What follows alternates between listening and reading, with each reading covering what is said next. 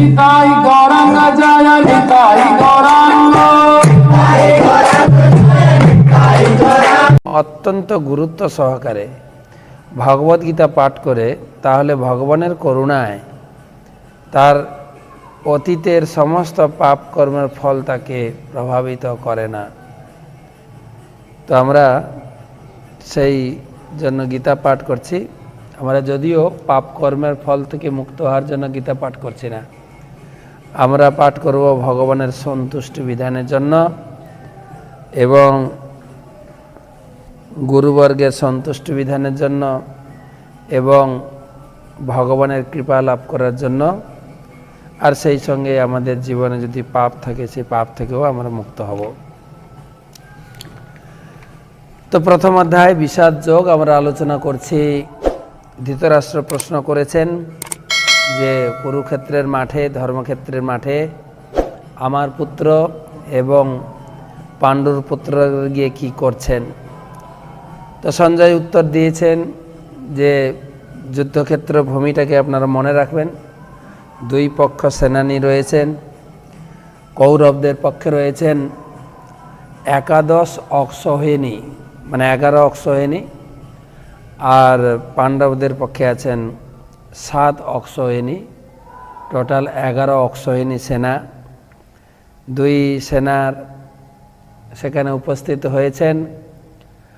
আর দুর্যোধন রথ থেকে নেমে গুরুদেবের কাছে গিয়ে প্রথমে পাণ্ডবদের সৈন্যের বর্ণনা দিয়েছেন, কিভাবে দ্রুপদের পুত্র তিনি ধৃষ্টদ্যুম্ন তিনি কিভাবে দক্ষতার সঙ্গে যুদ্ধক্ষেত্রকে সাজিয়েছেন। তারপরে নিজের সৈন্যদের বর্ণনা দিতে গিয়ে প্রথমে দ্রোণাচার্যের প্রশংসা করেছেন, ভীষ্ম, কৃপ এবং অশ্বত্থামা, বিকর্ণ আদির কথা বলেছেন। তারপরে আমরা 9 নম্বর শ্লোক থেকে পুনরায় আজকে পাঠ করব। তো যারা অনলাইনে আছেন আপনারা প্রশ্ন করতে পারবেন, হোয়াটসঅ্যাপে প্রশ্ন করবেন, প্রশ্ন আপনি লিখে পাঠাবেন। অবশ্যই আপনার নাম আর কোথা থেকে প্রশ্ন করছেন এটা লিখে পাঠাবেন। তা আসুন আমরা 9 নম্বর শ্লোক থেকে পুনরায় শুরু করি। তো দুর্যোধন কৌরব পক্ষের সৈন্যদের কয়েকজনের নাম 8ম শ্লোকে বলেছেন। এখন সবাইকে প্রশংসা করে বলছেন, অন্যে চ বহব সুরা মদর্থে তক্ত জীবিতা নানা শস্ত্র প্রহরণা সর্বে যুদ্ধ বিশারদা। আর যে অনেক বীর আমার লাগিয়া আসিয়াছে হেতা সব জীবন তেজিয়া নানা অস্ত্র পানি সব যুদ্ধে বিশারদ এরা সব হয় মোর যুদ্ধের সংসদ। তো শিল প্রভুপাদ এই শ্লোকের পদ্য ছন্দে অনুবাদ এবং গদ্য ছন্দে অনুবাদ এবং তাৎপর্য দিয়েছেন। তো গদ্যে অনুবাদে প্রভুপাদ বলছেন যে দুর্যোধন বলছেন, তিনি ভীষ্ম, কর্ণ, দ্রোণ আদির কথা বলার পরে এই শ্লোকে বলছেন, তাছাড়াও আমার দলে এই সমস্ত সৈন্যরা আপনারা সবাই আমার জন্য প্রাণ দিতে প্রস্তুত। আপনারা সকলে অস্ত্রশস্ত্র সজ্জিত হয়ে এসেছেন। আপনারা সকলে সামরিক বিজ্ঞানে বিশারদ। সবাইকে প্রশংসা করেছেন, আপনারা সামরিক বিজ্ঞান, যুদ্ধ বিজ্ঞানে অত্যন্ত পারদর্শী। আপনাদেরকে আমি কৃতজ্ঞতা জানাই, আপনারা আমার জন্য প্রাণ দিতে প্রস্তুত এই যুদ্ধক্ষেত্রে এসে উপস্থিত হয়েছেন। তো এই কথা পরিপ্রেক্ষিতে শিল প্রভুপাদ তাৎপর্য ব্যাখ্যা করছেন, যে এখানে স্পষ্টভাবে বুঝিয়ে দেওয়া হয়েছে পাপিষ্ঠ দুর্যোধনের পক্ষে অবলম্বন করার ফলে কুরুক্ষেত্রের রণাঙ্গনে এদের সকলের মৃত্যু অবধারিত ছিল। অর্থাৎ দুর্যোধন পরোক্ষভাবে তার মুখ থেকে এই কথাটি বেরিয়ে গেল, আপনারা সকলে যারা আমার দলে যোগদান করেছেন আপনারা সকলেই মারা যাবেন, কেউ বাড়ি ফেরত যাবেন না। তো এটা সকলকে উৎসাহ দেওয়ার পরে যে আপনারা সত্যিই ধন্য, আপনারা এত জীবনের আশা পরিত্যাগ করে আমার জন্য যুদ্ধ করার জন্য এই কুরুক্ষেত্রের মাঠে উপস্থিত হয়েছেন, সবাইকে আমি ধন্যবাদ এবং কৃতজ্ঞতা জানাই। এখন আপনাদের সকলের কাজ হচ্ছে 10-11 অপর্যাপ্তম তদস্মাকম বলম ভীষ্মাভিরক্ষিতম পর্যাপ্তম তিদমেতেষাম বলম ভীষ্মাভিরক্ষিতম অয়নেষু চ সর্বেষু যথা ভাগম অবস্থিতা ভীষ্মমেবাভিরক্ষন্তু ভবন্তঃ সর্ব এবহি। তিনি দ্রোণাচার্যের ভীষ্ম কর্ণের সামনে তিনি বর্ণনা করছেন, আমাদের সৈন্যবল অপরিমিত, আমরা ভীষ্মের দ্বারা সম্পূর্ণরূপে সুরক্ষিত। অপরিমিত অনেক, আর ভীমের দ্বারা সতর্কভাবে সুরক্ষিত পাণ্ডবদের শক্তি সীমিত। এখন আপনারা সকলে সেনাব্যূহের প্রবেশপথে নিজ নিজ গুরুত্বপূর্ণ স্থানে স্থিত হয়ে পিতামহ ভীষ্মকে সর্বতোভাবে সাহায্য প্রদান করুন। তো এখান থেকে আমরা বুঝতে পারছি দুর্যোধন বলছেন যে আমাদের সৈন্য সংখ্যা অনেক বেশি, আর ভীষ্মদেব সুন্দরভাবে সৈন্য সাজিয়েছেন, সুন্দরভাবে তিনি সৈন্যদের সুরক্ষিত রেখেছেন, আর পাণ্ডবদের সৈন্য সংখ্যা সীমিত, যা ভীমের দ্বারা সুরক্ষিত। তখন আপনারা সকলে ভীষ্মকে সাহায্য করার জন্য যে যার গুরুত্বপূর্ণ স্থানে দাঁড়িয়ে যান। অর্থাৎ দুর্যোধন এখন ফিল্ডিং করছেন, সাজাচ্ছেন যুদ্ধক্ষেত্র। যেরকম আমাদের ক্রিকেট খেলার সময় ফিল্ডিং করে না, কি ক্যাচ ধরবে, কেউ বল করবে, ঠিক সেই রকম ফিল্ডিং সাজাচ্ছেন। তবে এই শ্লোকের কিছু গূঢ় অর্থ আচার্যগণ তুলে ধরেছেন, সেটাই আমি আলোচনা করব। শ্লোকে দেখুন, অপর্যাপ্তম তদস্মাকম বলম ভীষ্মাভিরক্ষিতম। অপর্যাপ্তম, আমাদের সৈন্য সংখ্যা অপর্যাপ্ত, আর পর্যাপ্তম তিদমেতেষাম বলম ভীমাভিরক্ষিতম, আর ভীমের সৈন্য সংখ্যা পর্যাপ্ত। সাধারণভাবে পর্যাপ্তম কথাটির মানে হচ্ছে, পর্যাপ্ত মানে যা আমার প্রয়োজন।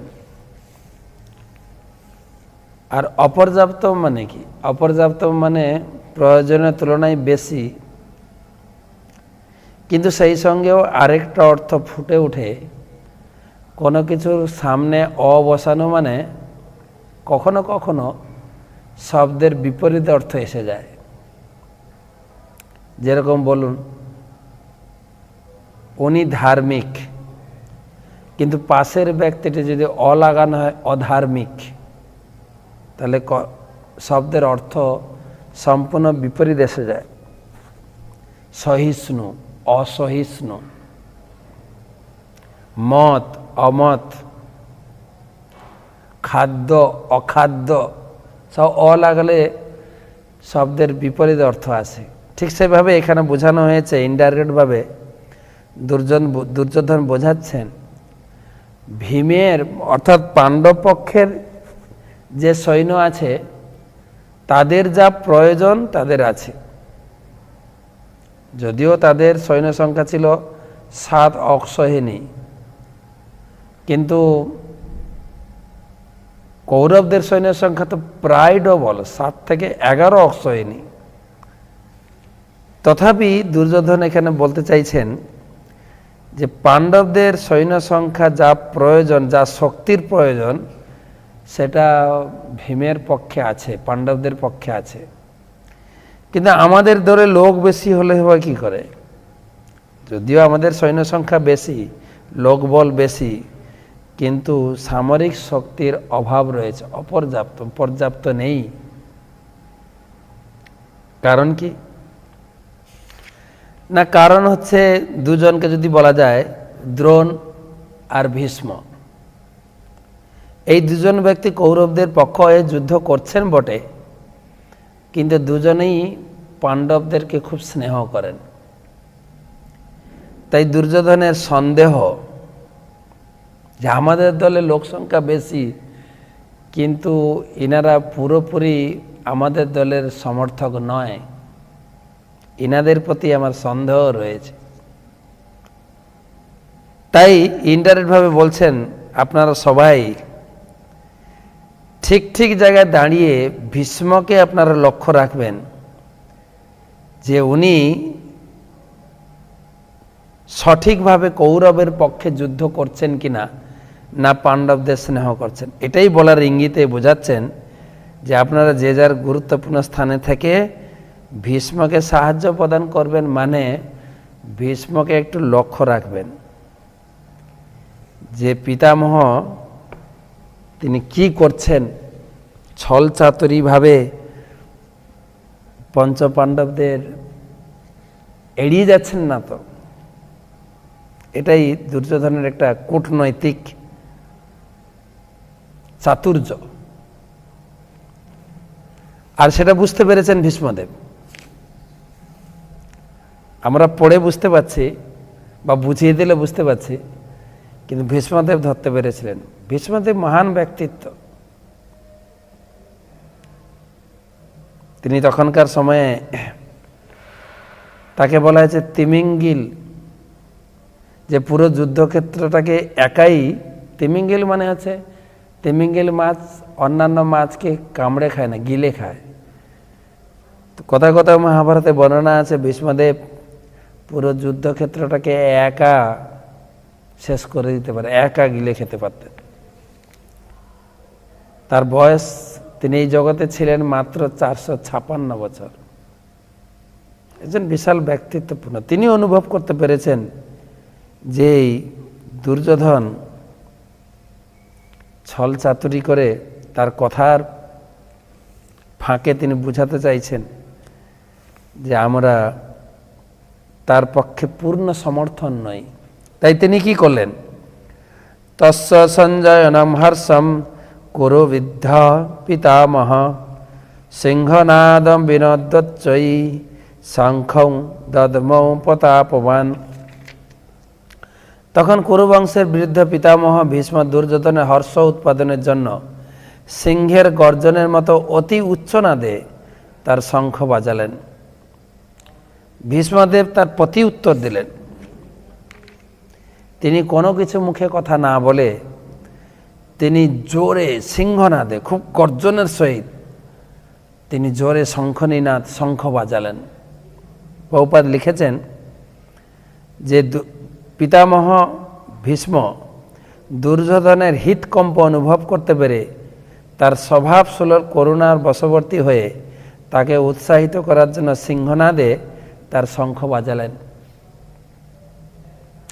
ভীষ্মদেব বুঝতে পেরেছিলেন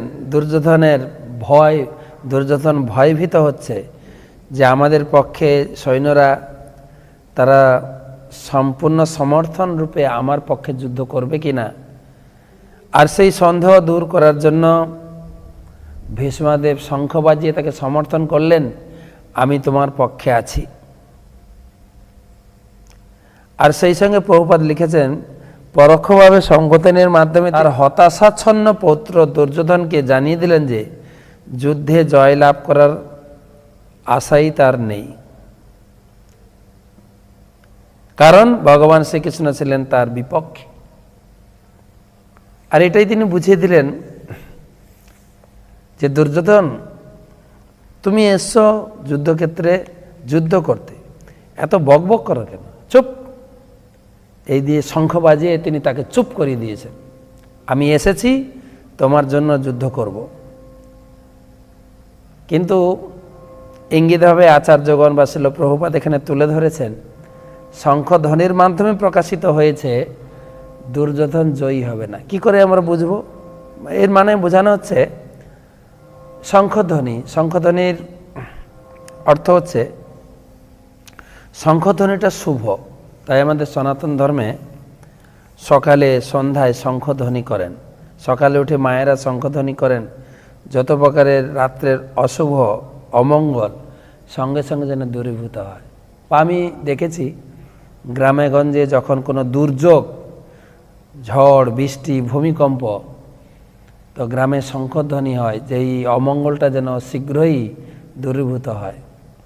এখন যেভাবে আমরা অমঙ্গলের মধ্যে পরিচালিত হচ্ছি, করোনা, আমাদের প্রধানমন্ত্রী তিনি ঘোষণা দিয়েছিলেন যার যার বাড়িতে শঙ্খ, কাঁসর, থালা, বাটি, খোল, করতাল বাজিয়ে এই অমঙ্গলকে দূর করবেন। গুরু মহারাজও বলেছেন যে প্রতিদিন 5টা 5:15 তোমরা সকলে যে যেখানে আছো শঙ্খধ্বনি করবে, মায়েরা উলুধ্বনি করবে এবং খোল করতাল বাজিয়ে ভগবানের নাম কীর্তন করে এই অমঙ্গলকে যেন আমরা দূরীভূত করি, অমঙ্গল থেকে যেন আমরা সুরক্ষিত থাকি। তাই এই শঙ্খধ্বনি মানে শুভ সংকেত, শঙ্খধ্বনি মানে শুভ সংকেত। আর শুভ কোন দিকে? ভগবান যেখানে আছেন সেই দিকেই শুভর পাল্লা ভারী হবে।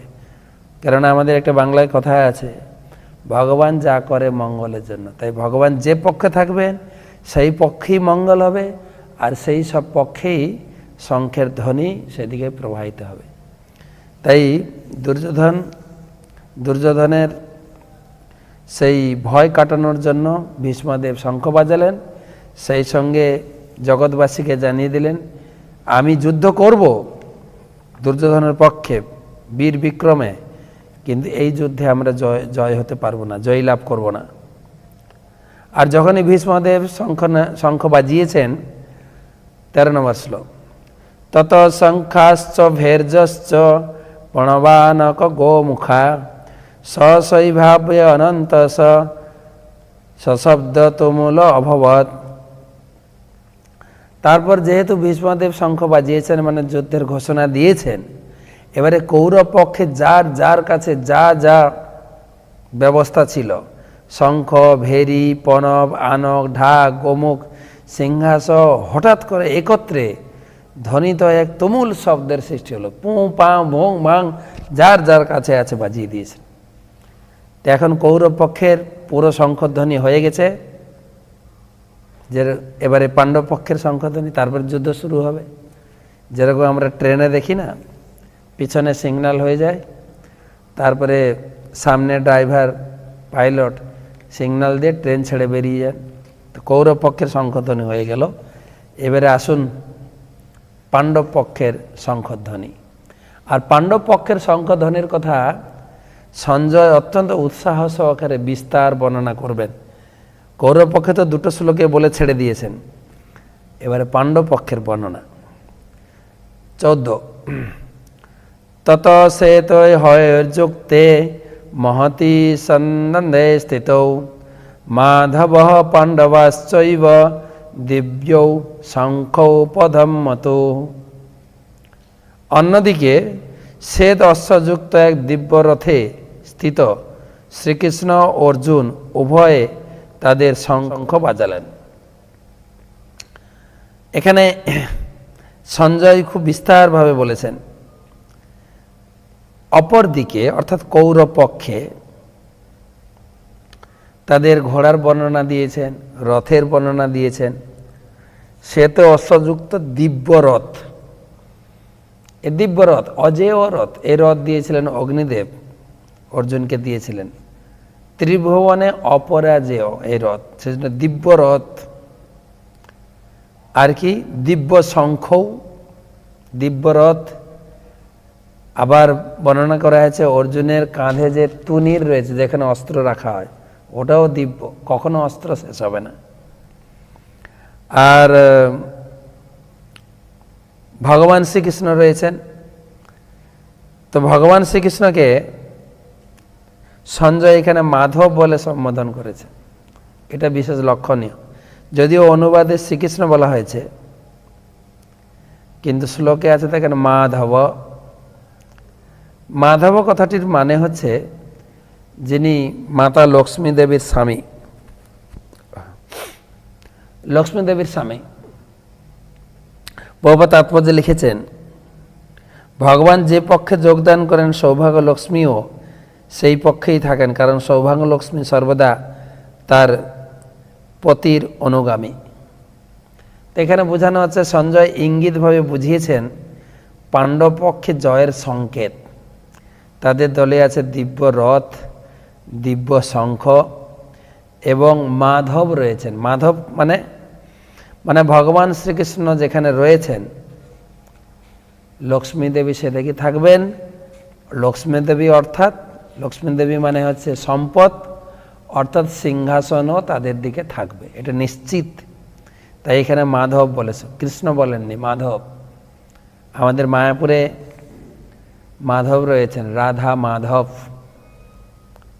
প্রভুপাদ যখন প্রথম এই রাধা মাধব প্রতিষ্ঠা করেন 72 সালে, এবং কেবলমাত্র আমাদের মেন গেটের পাশে ভজন কুঠির ওইটুকু জায়গা ছিল, এবং প্রভুপাদ তখনকার সময়ে এই মায়াপুরের যে এখন টিওভিপি বা এত গেস্ট হাউস, গৌরনগর, শচীনগর, অভয়নগর, গঙ্গানগর, এত নগর গড়ে উঠেছে, আর টিওভিপি মন্দির আর এত বড় গেস্ট হাউস, ভব্য সব কিছু ব্যবস্থাপনা প্রভুপাদ তখনই নকশা করে দিয়ে গেছিলেন।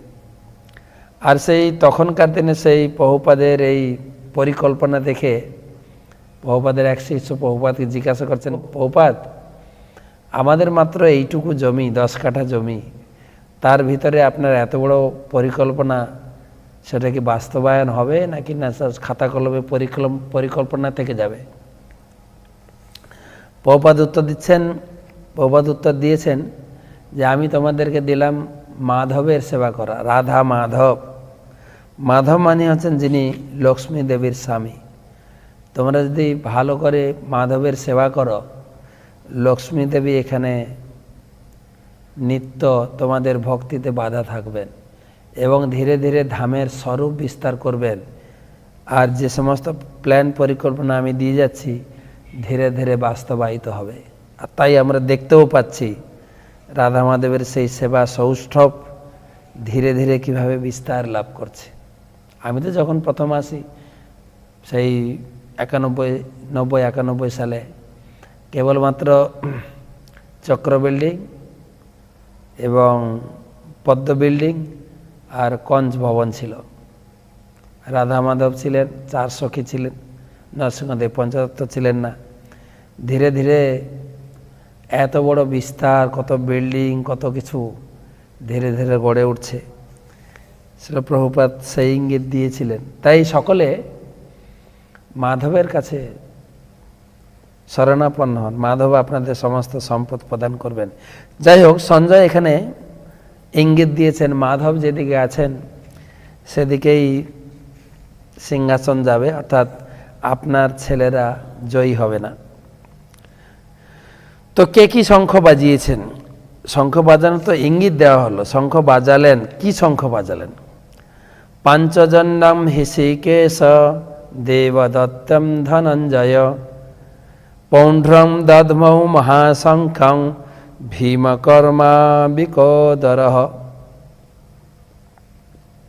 অনুবাদ: তখন শ্রীকৃষ্ণ পাঞ্চজন নামক তার শঙ্খ বাজালেন, অর্জুন বাজালেন তার দেবদত্ত নামক শঙ্খ, বিপুল ভোজন প্রিয় ভীমকর্মা ভীমসেন বাজালেন পৌণ্ড্র নামক তার ভয়ঙ্কর শঙ্খ। এই শ্লোকে সঞ্জয় ভগবান শ্রীকৃষ্ণ এবং অর্জুনকে বিশেষ নামের দ্বারা সম্বোধন করেছেন, বিশেষ, যার মাধ্যমে ইঙ্গিত দিয়েছেন যে তাদের কার্যকলাপ। দেখেন, পাঞ্চজন শঙ্খ বাজিয়েছেন কে? ভগবান শ্রীকৃষ্ণ। কিন্তু শ্লোকে লেখা আছে হৃষিকেশ। হৃষিকেশ মানে, হৃষিক মানে ইন্দ্রিয়। আমাদের ইন্দ্রিয় আছে না, চক্ষু, কর্ণ, নাসিকা, জিহ্বা, ত্বক, বাক, পানি, পাদ, পায়ু, উপস্থ, 10 ইন্দ্রিয় এবং মন, 11 ইন্দ্রিয় আমাদের শরীরটা পরিচালিত করছে। এই 11 ইন্দ্রিয় যে পরিচালক তাকে বলা হয় হৃষিকেশ। এখানে সঞ্জয় ইঙ্গিতভাবে দিয়েছেন, তিনি বোঝাতে চেয়েছেন সকলকে যে সেখানে হৃষিকেশ রয়েছেন যুদ্ধক্ষেত্রে পাণ্ডবদের পক্ষে। তার মানে হচ্ছে তিনি সকলে যুদ্ধক্ষেত্রে যে অষ্টাদশ অক্ষয়হিনী সৈন্য রয়েছে সকলের ইন্দ্রিয়কে তিনি পরিচালনা করেন। তিনি যদি একবার কৌরবদের পক্ষের সমস্ত সৈন্যদের ইন্দ্রিয়গুলোকে একবার টিপে দেন, অর্থাৎ বলে সব প্যারালাইসিস হয়ে যাও, সবাই যুদ্ধক্ষেত্রে ছেড়ে সবই অথর্ব হয়ে যাবে। তো তার হাতে সব কিছু কন্ট্রোল, সবাইকে কন্ট্রোল করবেন তিনি পুরো যুদ্ধক্ষেত্রে। তিনি হচ্ছেন হৃষিকেশ, সেই হৃষিকেশ রয়েছেন পাণ্ডবদের পক্ষে। তো কৌরবরা কি করে জয়লাভ করবে? দ্বিতীয়, দেবদত্তম ধনঞ্জয়। ধনঞ্জয় মানে অর্জুন। অর্জুন দেবদত্ত শঙ্খ বাজিয়েছেন, কিন্তু অর্জুনকে এখানে ধনঞ্জয় বলে সম্বোধন করেছেন, এরও তাৎপর্যপূর্ণ। ইঙ্গিতভাবে সঞ্জয় বুঝিয়েছেন যে তার নাম ধনঞ্জয় কেন না, যুধিষ্ঠির মহারাজ যখন সে বিশাল আড়ম্বর সহকারে রাজসহযোগ্য করছিলেন, তখন 4 ভাইকে পৃথিবীর 4 দিশাতে প্রেরণ করেছিলেন এই রাজসহযজ্ঞের ডোনেশন কালেকশনের জন্য, ট্যাক্স অর্থ কালেকশন করার জন্য। তো 4 ভাইয়ের 4 দিশাতে গেছিলেন। আমরা শাস্ত্রে পাই ভীম এসেছিলেন আমাদের এই ভারতের পূর্ব প্রান্তে, এই দিকে, মানে আপনার ধরুন পশ্চিমবঙ্গ, বাংলাদেশ, এইসব প্রান্তে এসেছিলেন। তার প্রমাণ আমরা নবদ্বীপ বাংলার পরিক্রমা পাই, ভীম এসেছিলেন সমুদ্রগড়ে। তো 4 ভাইয়ের ভিতরে অর্জুন সব থেকে বেশি অর্থ কালেকশন করেছিলেন, তাই সেই রাজসহযোগে অর্জুনকে একটা স্পেশাল নাম দিয়ে তাকে সম্বোধন করা হয়েছিল, যে বিশেষ নামটি ছিল ধনঞ্জয়, অর্থাৎ তিনি ধন সংগ্রহ করতে অত্যন্ত দক্ষ। তো তিনি যেদিকে গেছিলেন ধন সংগ্রহ করতে, সমস্ত বড় বড় রাজন্য বর্গকে পরাজিত করে ধন সংগ্রহ করে যেরকম রাজসহযজ্ঞে যুধিষ্ঠির মহারাজকে সহায়তা করেছিলেন, এই যুদ্ধক্ষেত্রেও তাই সমস্ত কৌরব পক্ষের রাজাকে পরাস্ত করে তিনি সিংহাসনরূপী ধন ছিনিয়ে নিয়ে যাবেন, এ বিষয়ে কোনো সন্দেহ নেই। সঞ্জয় বুঝিয়ে দিলেন। আরেকজনের নাম বলেছেন বৃকোদর, যার নাম হচ্ছে ভীম। ভীম কর্মা বিকোদর, যিনি প্রভুপাদ লিখেছেন ভীম রয়েছেন, তিনি বিকোদর মানে তার উদরে একটা বিকোদর নামক অগ্নি বাস করত। সে প্রচুর, তাকে খেতে হতো, যা খেতে সঙ্গে সঙ্গে হজম হয়ে যেত, তার কখনো পেট ভরতো না।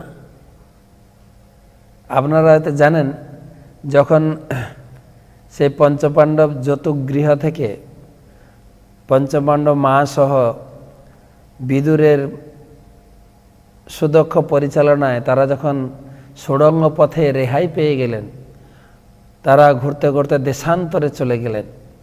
তারা ঘুরতে ঘুরতে ঘুরতে ঘুরতে একবার এই একা চক্রে এসেছিলেন। ওই একা চক্রে এসে একবার তার মনের মতো খাওয়া হয়েছিল, তাছাড়া তার পেট ভরত না। তো তিনি, এটা একদিন ঘটনা ছিল। তো এই পঞ্চপাণ্ডব একবার এসে একা চক্রতে এক ব্রাহ্মণের গৃহে তারা বাস করেছিলেন, এবং তারা 5 ভাই ভিক্ষা করতেন আর মা রান্না করতেন। এইভাবে তাদের দিন অতিবাহিত হচ্ছিল। তো যে ব্রাহ্মণের বাড়িতে ছিল, একদিন দেখে মা কুন্তী সেই ব্রাহ্মণ বাড়িতে কান্নার রোল বসেছে। ব্রাহ্মণের বাড়িতে ছিল স্বামী স্ত্রী, এক ছেলে, তারা কান্না করছে। তো কুন্তী দেবী গিয়ে তাদের কান্নার কারণ জানতে চাইলেন। কান্নার কারণটা ছিল, ব্রাহ্মণ বলছেন আমাদের এখানে এক বগ রাক্ষস বাস করে, আর সে যখন তখন এসে গ্রামে ঢুকে পড়তো, মানুষ ধরে খেয়ে নিত আর খুব উৎপাত করত। তাই গ্রামের পঞ্চায়েত সালিসি সভা বসে একটা স্থির করা হয়েছে, হে বগ রাক্ষস, তুমি এরকম করে আসবে না, আমরা প্রতিদিন তোমার জন্য খাবারের ব্যবস্থা করব। বগ রাক্ষস বলে ঠিক আছে, যদি আমি বসে খাবার পেয়ে যাই তাহলে আমি উৎপাত করবো কেন, এত পরিশ্রম করবো কেন, তো খাওয়ার জন্য কন্ডিশন করা হয়েছিল, তোমার জন্য এক গরু গাড়ি খাবার যাবে, দুটো গরু যাবে, এক গাড়ি খাবার, আর একজন গাড়ির চালক গাড়োয়ান, তো তার যাবে, তুমি সবাইকে খাবে, দুটো গরু খাবে, যে গাড়ি চালিয়ে নিয়ে তাকে খাবে, আর তোমার জন্য এক গাড়ি খাবারের ব্যবস্থা যাবে। বগরাক্ষস এই চুক্তিতে তিনি খুব খুশি। তো এইভাবে চলছিল। কিন্তু ওই দিন পালা পড়ছে ওই ব্রাহ্মণের। তো ব্রাহ্মণের ঘরে 3 জন সদস্য। ব্রাহ্মণ কান্নাকাটি করে বলছেন স্ত্রীকে, তুমি ছেলেকে নিয়ে থাকো, ছেলেকে মানুষ করো, ছেলেকে বাঁচাও, আমি যাচ্ছি রাক্ষসের মুখে। এদিকে ব্রাহ্মণই বলছেন যে তুমি চলে গেলে আমরা না খেয়ে এমনিতেই মারা যাব, কেননা আমরা এত গরিব, তুমি ভিক্ষা করলেই আমাদের আহার হয়, তুমি চলে গেলে তো এমনি মারা যাব, তাই তুমি ছেলেকে নিয়ে থাকো, আমি যাব। ছেলে বলছে সে কি কথা, ছেলে হয়ে যদি পিতামাতার ঋণ না শোধ করতে পারি তাহলে ছেলে হওয়া তো আমার জীবন বৃথা, তাই আমি যাচ্ছি, তোমরা থাকো। এইভাবে 3 জন যেতে চায়, 3 জনই কান্না করে। তখন কুন্তী দেবী বললেন, আমার একটা নিবেদন হচ্ছে, আমার তো 5 ছেলে, আমি এক ছেলেকে পাঠাবো। ব্রাহ্মণ বলছেন সেটা কি করে সম্ভব, একজন অতিথি হিসাবে আমাদের গৃহে রয়েছেন, আমরা আপনাকে পাঠাতে পারি না। তো মা কুন্তী বললেন, না সেরকম ভাববেন না, আমার এক ছেলে আছে, সে সব ব্যবস্থা করে দিয়ে আসবে, আমি ওকে পাঠাতে চাই। তো ঘরে এসে 4 ভাইকে পাঠিয়ে দিয়েছেন ভিক্ষা কালেকশন করতে, যুধিষ্ঠির, অর্জুন, নকুল, সহদেব। ভীমকে বলছেন তুমি থাকো। ভীমকে গিয়ে মা কুন্তী বলছেন, তোমাকে একটা কাজ করতে হবে। যে কি কাজ মা? তো বলছেন এক গরু গাড়ি খাবার নিয়ে তোমাকে যেতে হবে জঙ্গলে। তো ভীম কোথায় যেতে হবে ওইটা শুনেনি, শুনেছে এক গরু গাড়ি খাবার। এইটা শুনে আগ্রহ, বলছে হ্যাঁ কি কি কি কি এক গরু গাড়ি খাবার, কি মা বলো বলো বলো কি করতে হবে? বলছে শোনো, চুপ করে শোনো, একটু ঠান্ডা মাথায় শোনো, একটা বগ রাক্ষস বাস করছে এখানে, তার জন্য এক গরু গাড়ি খাবার গ্রামের লোক পাঠায় ডেলি। তো তুমি এই খাবারটা নিয়ে যাবে, দিয়ে বক রাক্ষসকে বধ করে চলে আসো। বলছে হ্যাঁ কোনো ব্যাপার নয়। এখন ওর জিভে জল পড়ছে, খাবার এক গাড়ি খাবার, কেন ও কোনোদিন পেট ভরে না। তো ওই গাড়ির খাবার নিয়ে যাচ্ছে, আর রাস্তায় মস্তি করে খেয়েছেন, রাইস, ডাল, সবজি, চাপাটি, পকোড়া, সমস্যা না সামোসা, যা যা পেয়েছে, হ্যাঁ পিঠা পুলি পাটিসাপটা সব খেয়েছে। খেয়ে দিয়ে মস্তি করে, গাড়ি তো আর চালাননি, খেতেই আছে, মস্তি করে খেয়েছেন। যেতে যেতে অনেক লেট হয়ে গেছে। এদিকে বক রাক্ষসের খিদায় পেটের জ্বালা শুরু হয়ে গেছে, এতক্ষণ আসছে না, আর ধীরে পৌঁছেছে অনেক লেট করে। পৌঁছে ডাক দিচ্ছেন, এই বক রাক্ষস। এমনিকে লেট হয়ে গেছে, আবার নাম ধরে ডাকে। বক রাক্ষস রেগে তেড়ে বেরিয়েছে, কে তুই? আর যেই বক রাক্ষস এসছেন, ভীম একটা গাছ তুলে ছুঁড়ে যায়, ব্রাশ কর, তারপর খাওয়া দাওয়া হবে, ব্রাশ কর। বক রাক্ষস তো অবাক হয়ে গেছেন। কতগুলো প্রশ্ন আছে? তো বক রাক্ষস অবাক, আমার সঙ্গে চ্যালেঞ্জ করছে। এবারে বক রাক্ষসও গাছ তুলে যুদ্ধ, এই গাছ তুলে দুজনে গাছ উপড়ে যুদ্ধ করতে করতে পুরো জঙ্গল সাফ হয়ে গেছে। আর এত বিশাল ভয়ঙ্কর যুদ্ধ। গুরুমাজ একবার বলছিলেন যে এত বড় বড় এত যুদ্ধ হয়েছে, বিশাল রাক্ষস ছিল, তার পায়ের ভারে মাটি দেবে গেছে, তাই ওখানে কিছু কিছু জমি উঁচু, কিছু কিছু জমি নিচু দেখা যায়। তো দেখা যায়, তো তারপরে শেষমেশ বক রাক্ষসকে বধ করেছেন। এদিকে 4 ভাই ফিরে এসে যুধিষ্ঠির মহারাজ ভাইদের দেখছেন না, বিশেষ করে ভীমকে দেখছেন না। যুধিষ্ঠির মহারাজ ভাইদের খুব ভালোবাসতেন, 4 ভাইকে না দেখতে পেলে খুব অস্থির হয়ে পড়তেন। মাকে জিজ্ঞেস করেন, মা ভীম এখন আসছে না, ভীম কোথায়? বলছে তুমি চিন্তা করো না, ভীমকে আমি এক জায়গা পাঠিয়েছি, আবার কিছুক্ষণ, মা ভীম কোথায়, ভীম কোথায়? তো মা তখন সবিস্তারে বলেছেন। যুধিষ্ঠির মহারাজ খুব রেগে গেছেন, মা তুমি মা হয়ে কি করে রাক্ষসের মুখে ভাইকে পাঠিয়েছ?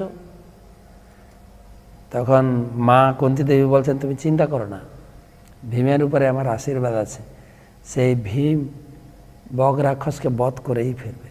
তো যুধিষ্ঠির মহারাজ তিনি স্থির থাকতে পারলেন না, তিনি অর্জুনকে পাঠালেন, অর্জুন তুমি যাও ভীমকে সাহায্য করো। তো অর্জুন ঘর থেকে বেরিয়ে গিয়ে তিনি পৌঁছানোর আগেই ওখান থেকে একটা নাগ বান ছাড়লেন, যাতে কি ভীমকে সুরক্ষা দেওয়া যায়। তার আগেই তো নাগ বান ছাড়লেন, ভীমকে সুরক্ষা দেবে এবং বগ রাক্ষস বধ হবে, কিন্তু তার আগে তো বগ রাক্ষস বধ হয়ে গেছে। তাই সেই নাগ বানটা থেকে গেছে, অনেক বড় কাহিনী। নাগ বানটা নাগ সর্পরূপে থেকে গেল। তারপরে কাহিনী আসছে, এদিকে বগ রাক্ষস বধ হয়ে গেছে, সব রাতারাতি খবর হয়ে যাবে, সেই জন্য রাতারাতি তারা সেই পঞ্চপাণ্ডব মা আবার ওখান থেকে স্থান ত্যাগ করে চলে যান। তো সেই নাগবানটা ছিল যখন নিত্যানন্দ প্রভু এখানে আবির্ভূত হন, আর সেই নাগবানটা সর্পরূপে ছিল। নিত্যানন্দ প্রভু আবির্ভূত যখন হলেন, সেই সাপ একটা পুকুরের পাড়ে গাছের খপরে মানে গর্তে ছিল এবং সমস্ত একাচক্রবাসীকে উত্ত্যক্ত করত। সবাই গিয়ে নিত্যানন্দ প্রভুর কাছে প্রার্থনা করলেন। তখন নিত্যানন্দ প্রভু সেই সর্পকে বলে, সর্পদেবতা তুমি কেন আমাদের এই গ্রামের লোকেদেরকে, আমার লোকজনকে তুমি উত্ত্যক্ত করছো, তুমি এইখানে থাকো। তাই নিত্যানন্দ প্রভু কানের কুণ্ডল দিয়ে সেই সাপের গর্তের মুখ ঢাকা দিয়েছেন। এখন সাপটা নিচে আছে। বললেন সর্পদেবতা তুমি এখানে থাকো, তোমার জন্য গ্রামের লোক খাবার ব্যবস্থা করবে। তাই ওটা বলে কুন্তনতলা, ওখানে গিয়ে সেই নিত্যানন্দ প্রভু কুণ্ডলকে পূজা করার অছিলা ওখানে ভোগ নিবেদন হয়, আর সাপ সেই ভোগ খায়। এখনও একাচক্র ধামে গেলে দেখবেন। যাই হোক, আমি যেটা বোঝাতে চাইছিলাম, একদিন ভীমের পেট ভরেছিল, তাছাড়া ভীমের পেট ভরত না। তো সে প্রচুর খেত, আর সে প্রচুর খেত মানে সে প্রচুর বড় বড় কাজও করত। তাই এখানে সঞ্জয় ইঙ্গিতভাবে বুঝিয়েছেন যে ভীম রয়েছেন, ধনঞ্জয় রয়েছে, হৃষিকেশ রয়েছেন। তাই হে মহারাজ, যুদ্ধ জয়ের আশা আপনি করতে পারেন না, তো যুদ্ধ তো তাদের পক্ষেই যাবে। অর্থাৎ যে খায় বেশি, কাজ করে বেশি। আমাদের উড়িয়াতে একটা কথা আছে, খাই শইলে বড়িব পেট বাড়বে। খেয়ে যদি কেউ